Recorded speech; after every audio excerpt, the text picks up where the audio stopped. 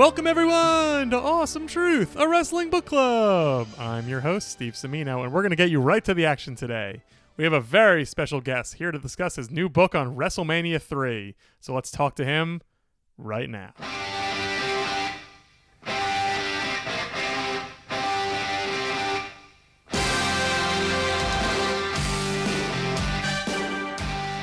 We are so happy to have a special guest with us today. Longtime friend of the show, friend in real life, author extraordinaire, Keith Elliot Greenberg. Welcome back to Awesome Truth. Thank you, Steve. It's great to be with you guys, virtually, although it's much more fun being with you guys in person. Sure. Well, you got Walt nearby-ish, right? So you get some Walt every now and then. I do. I saw Walt last week or a week and a half ago. That's pretty the great. Book signing of the book we're about to talk about. Yeah. And I'm sure many more wrestling watch parties to come. Yeah, and Sly Fox. Shout out to Sly Fox. He brought his wonderful bride, and it was one wrestling event where she seemed to be truly enjoying herself. Wow. If you have enough vodka in the room. Any wrestling show can be tolerable with enough vodka. Yeah, exactly. So just saw you last week talking about your book, Bigger, Better, Better, the story of WrestleMania 3. And I guess the first question I have is, what is the attendance figure? Well, that's a good question. And you've read the book, which I think you read a good chunk of it. We don't really know. I say, within the first or second paragraph, that the attendance carries a mythology all its own. But, not to take away the mystery of what comes in the book. But Vince McMahon wanted his subordinates to calculate not only what the attendance record had been in the past, but what the attendance record might be in the future. And so there was a papal mass scheduled to take place later that year at the Pontiac Silverdome. Which coincidentally, I was on at my other gig. I was covering the Pope for USA Today, so I was actually on that tour, and they trying to telegraph how many people might be at the papal mass so they could beat that number.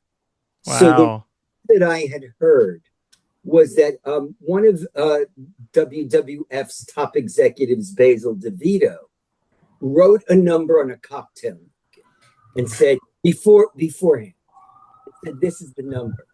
And when I asked I was surprised when Basil agreed to it, because I thought he might, not want to discuss that openly. And, he was smiling. He was winking and nodding. And he said, well, there were no cell phones or laptops then. So I had to write a number on something. So, I don't know what it was. Maybe it was a cocktail napkin. And he goes, but I will go to my grave saying it's 93,173. He goes, but I'm counting every single parking lot attendant. I am counting every security guard. I'm counting every wrestler's spouse. I am counting every hot dog vendor. Everybody was in the building. And then Tom Buchanan, who was the photographer, one of the photographers for the WWF, said that at a certain stage, Vince had given an order. I don't want to see one empty seat. And so they threw the doors open. There were people tailgating because it was such a big event and they didn't have tickets. And they threw the doors open and they said, everybody who doesn't have a ticket, get in there and grab any seat you can.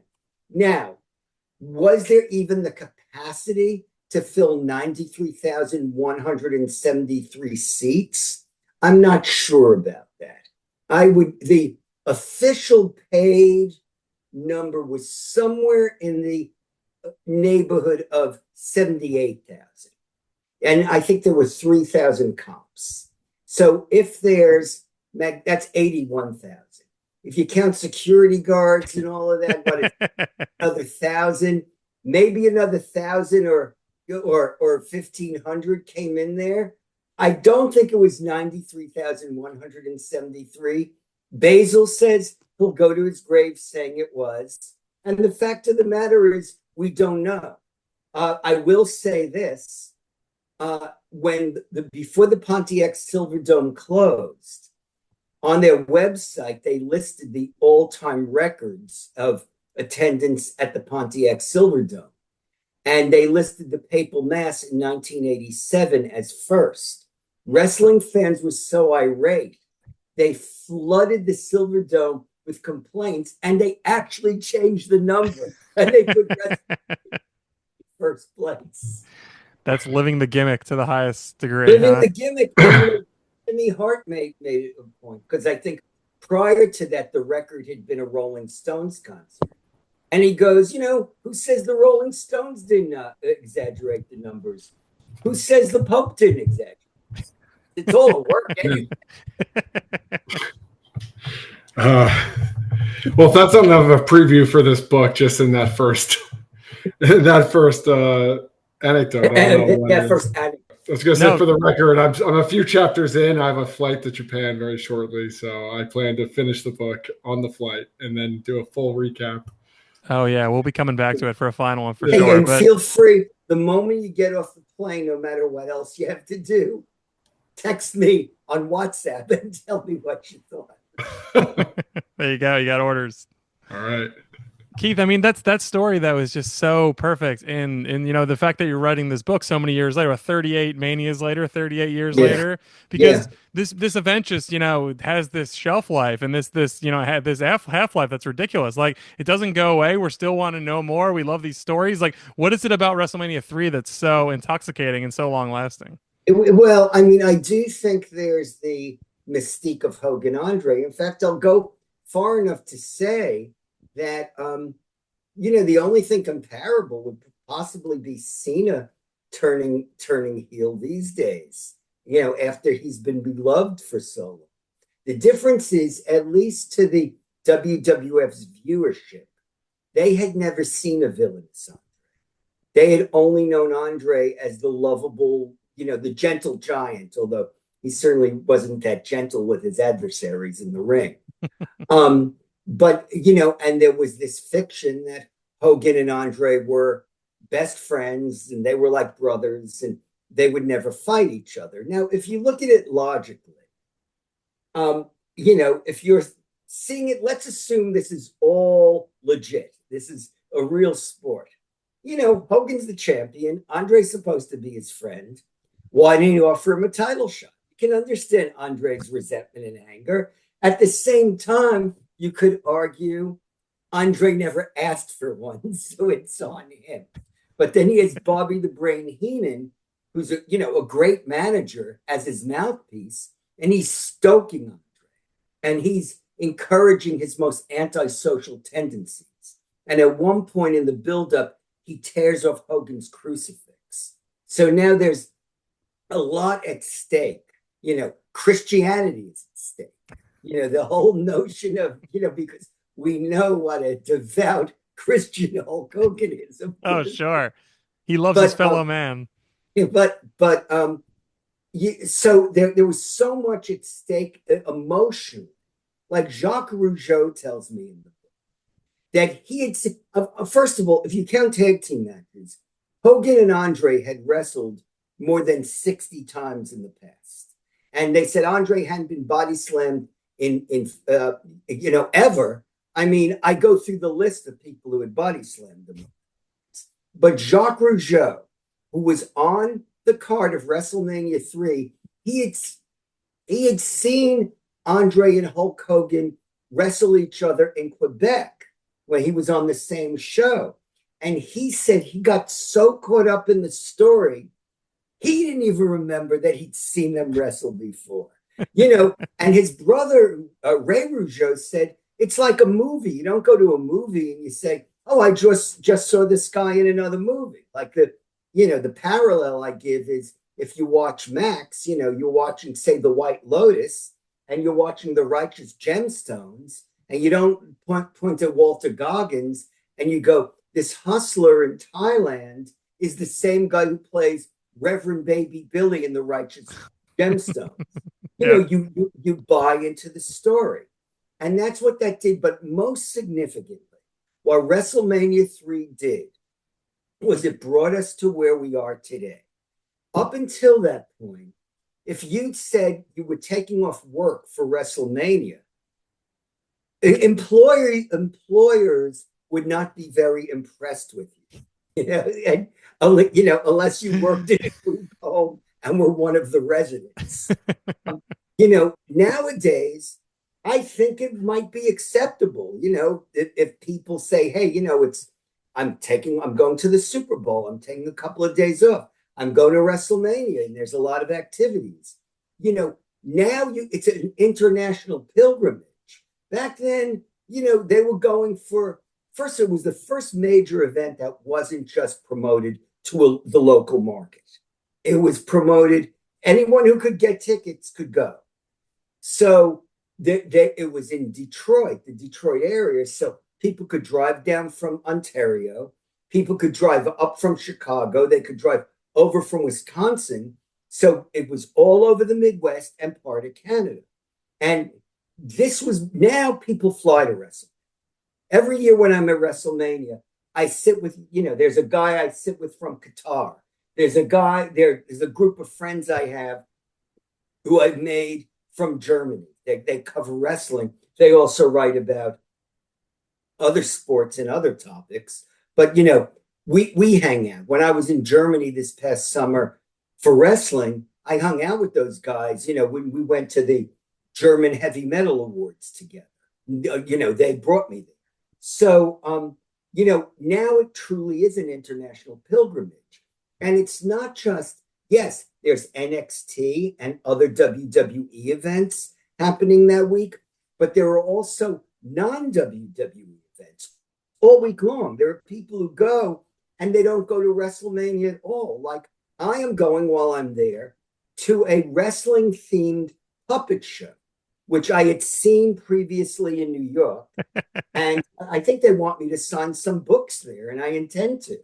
And I might even sell a couple. And then, there's also this one guy, Dia Shin, who does this very fun web series called Ring the Bell, Belle. And, Dia Shin wears a tuxedo and he's very much a dandy and he only interviews female wrestlers. He is overseeing a wrestling themed drag show. And Kelly, Alicia Fox, and Gail Kim, retired female wrestlers are all the judges. So that legitimizes. That is part of WrestleMania week now. It is not just people bumping in a ring. None of that would be happening were it not for WrestleMania 3 selling out the Pontiac Silverdome and drawing a reported 93,173. That's when sponsors woke up. That's when licensees woke up. And that's when people said, this is such a big event. I don't care if people make fun of me. I'm not going to miss this. So after revisiting this topic and, I don't have memories of WrestleMania 3 and I only know about it in hindsight or on VHS or through just podcasts or people like yourself telling me about how great it was. Right, you making friends who are older than you. For that sole purpose, to tell them about WrestleMania's past. And only WrestleMania 3. Maybe 4, I don't know. But, is there anything that you uncovered that was surprising, was something that you would have never, you didn't know, anything that made you change your mind? I never expected Basil DeVito to actually, because he was a very serious executive who was he was a sports executive before he came to WWE. I remember being backstage and saying to him, hey, that's a great match. And him going, honestly, Keith, I'm not watching it. And I thought, why are they letting non-wrestling fans back here? Because Vince McMahon wanted serious executives who weren't like cousins of wrestlers and promoters.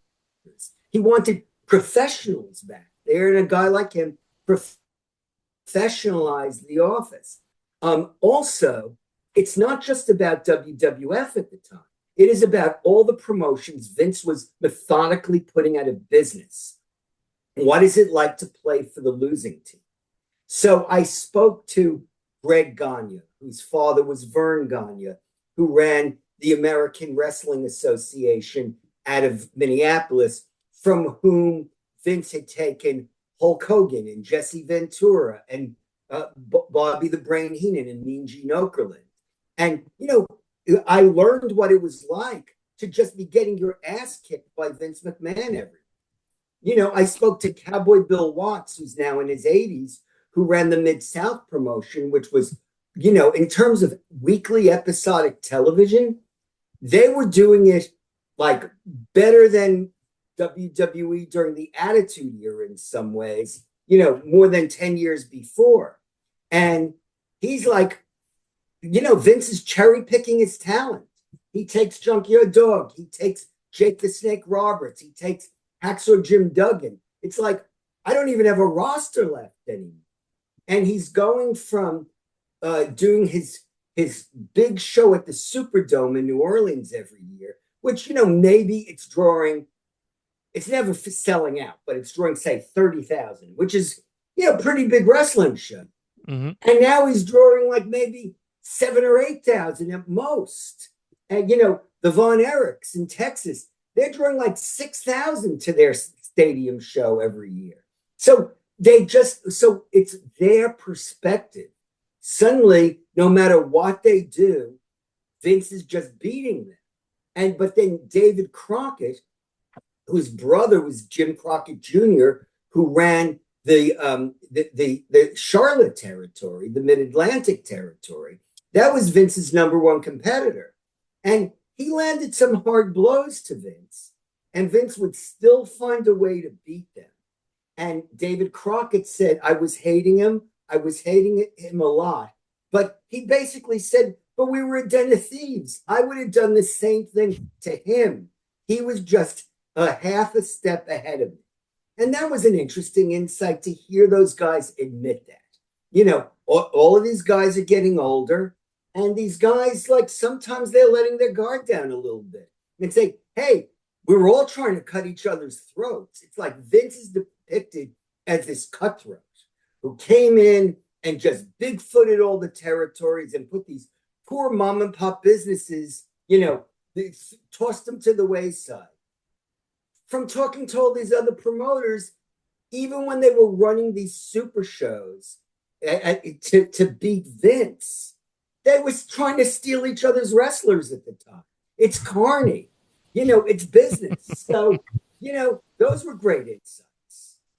Yeah, I love that the older guys, like you said, in your 80s, what do you have to hide? Even if you're, keeping kayfabe for decades, like at some point, tell the stories. Someone comes to call, and you got to be honest eventually. And I also just love hearing the mentality of the time. Like Cowboy Bill Watts, one of his most famous angles was Michael Hayes from the Freebirds blinds the Junkyard Dog. He throws this. There's like a hair match, and you're supposed to put this balding cream in someone's hair. Michael Hayes throws it in the Junkyard Dog's eyes. And the Junkyard Dog kayfabes to the extent that when he's home in his house and the windows are open, he has his eye patch on because fans are looking in the window. And then his wife closes the window. He can finally take it off.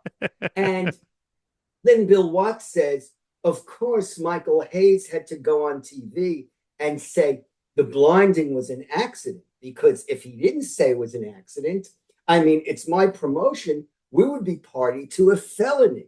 So to hear,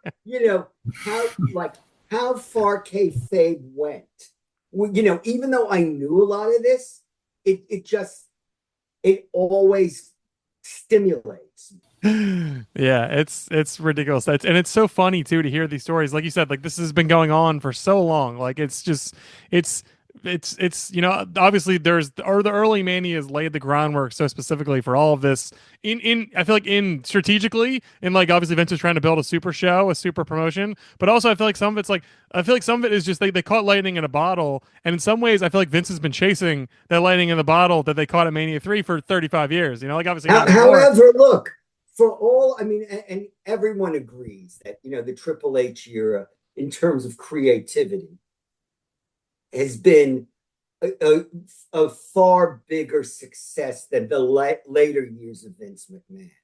But still, and yet, WrestleMania 36 during COVID, Vince was the one that was approving those cinematic matches that helped, move things along and helped us forget that, the alternative was empty arena matches. He was the one who approved the Thunderdome, where there were LED screens around the ring, and it gave the illusion of live fans being there. So you could say he's been chasing lightning in a bottle ever since. He's done a lot since.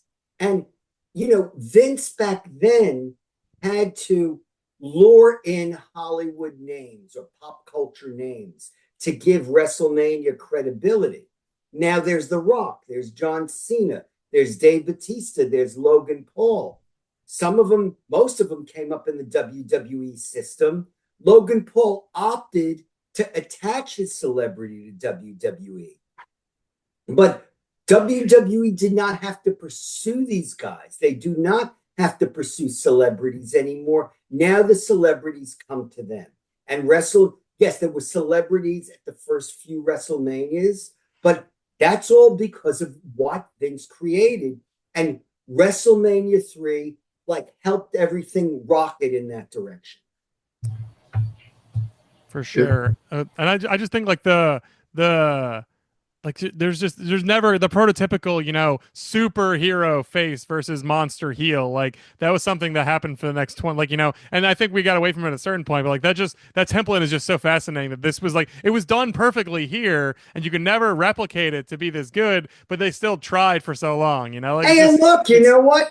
I was worried that WrestleMania 41, John Cena would get cheered because he's a legend, and Cody Rhodes would get booed. And by doing that angle where Cena attacked Cody Rhodes, and then the next week or 2 weeks later and a few weeks later in Belgium, got in the ring at Raw and described his relationship with the fans as an abusive relationship and him as the victim, not too many people are going to be cheering for John Cena. So it's very much like Andre and Hogan in 1987. Yeah. So you mentioned COVID in WrestleMania 36, and last time we talked to you on this podcast, we were talking about your last book, which was Wrestling During COVID. Mm. And now to take this deep dive into such a historical piece of wrestling history from many, many years before. I mean, COVID feels like a decade ago at this point. It certainly does, yeah. But WrestleMania 3 feels like well, it was. It was. It was what, 38 years ago? It's a long time. And what is that like for you? Just going from one topic that's so top of mind, still present day, to then. But I was an adult during WrestleMania 3, so how elderly people, they're talking about things that happened, my father, when he had dementia, could still tell me the Brooklyn Dodgers starting pitchers in 1956. Mm-hmm. So it's similar to that. I mean, obviously, I know it's a long time ago.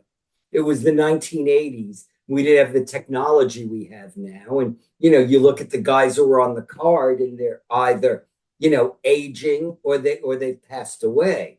But it's, all of these things are touch points in the grand history of the one true sport. Yeah, for sure. And this was, if there's ever a Mania worth talking about for this long, it was something like this. It was the card that had the Dream Team versus the Rougeau brothers. And yes, but the Butch Dream Reed versus Team, Coco Beware. Right, but the Dream it's just such a funny Team, card. If it wasn't for the Dream Team match, Greg Valentine and Brutus Beefcake broke up after that match. And later on, Beefcake comes to the ring, shaves Adrian Adonis's head, and rechristens himself the Barber. So it's a turning point in storytelling. It's so like you said, it's a lot of guys who are like among the most important people to ever step in a ring, and then all the guys who are very very historic too, but like just the filler, like it's not the bells and whistles we come to expect from Mania now, where there's 12 matches and they're all like intricately laid out, and and all have these like stars, and they're all 15-18 minutes long, and they're all very well done. Like it was just a different time. That's the kind of thing I like revisiting too, not just the highlights, not Savage Steamboat, Right. but just the Butch Reed versus Coco Beware, just knowing that Butch existed. Reed versus Coco Beware, and someone on a podcast brought that up with me and said, remember after the match, Slick, Coco, Butch Reed's manager, got his clothes torn off. And I think Tito Santana ran out, and him and Coco, beat up Slick, and Slick ran away, and his clothes was torn. And later on the night, Slick comes out with Nikolai Volkov and the Iron Sheik, and he's still wearing the same shredded clothes. And it's a great comedy movie, and it still endures. Yep. It's a great show. It endures, and this book is going to be great and endure as well, Keith. I'm sure. It's called Bigger, Better, Better. It's out. Bigger, Better, Badder. Better, Badder. Yes, that was the. That's a tongue twister a little bit. Yeah, that was the slogan for WrestleMania 3, and actually, Basil DeVito told me how that came about too in the book. It's Bigger, Better, Badder. WrestleMania 3 and the year it all changed. But when they would do the promos, it would be Vince McMahon's voice. It would be bigger, better, badder. And so anyone who's around then can hear the voice of Vince resonating in their ears. But I think every human being does anyway. That's right. It was an iconic voice for sure. I can hear him saying that very easily in my mind's ear. Well, Keith, the book's out right now, right? As of this recording, and the book is out right now. Someone texted me yesterday and said he'd been like sticking his head in Barnes and Noble every day, and lo and behold, it was there yesterday. That's amazing. In Ohio. So you could go into a bookstore, you could order it online. It's not like a self-published book where you could only go to like the Keith Elliot Greenberg website.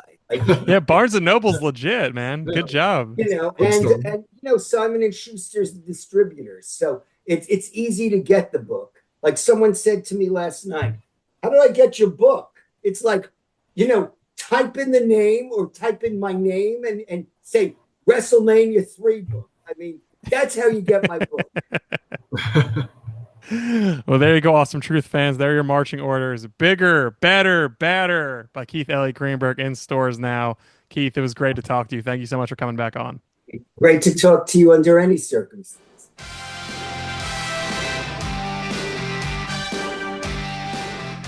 So there you have it, Keith Elliot Greenberg. The book is Bigger, Better, Badder, WrestleMania 3 and the year it all changed. It's out now, Amazon, bookshop.org, bookstores everywhere you can find books. You should hopefully find Keith's. He's a great friend of the show, and we loved having him talk about this. We can't wait to come back and talk about the book after we read it all. So if you want to hear more Keith Elliot Greenberg in the past, you can find our archives, awesometruth.libsyn.com. Talked to Keith a bunch of times about his many, many, many other books. He's the best. If you want new episodes, again, an aforementioned episode on this book someday in the very near future, subscribe to us, Apple Podcasts, Spotify, wherever podcasts are delivered, we are there.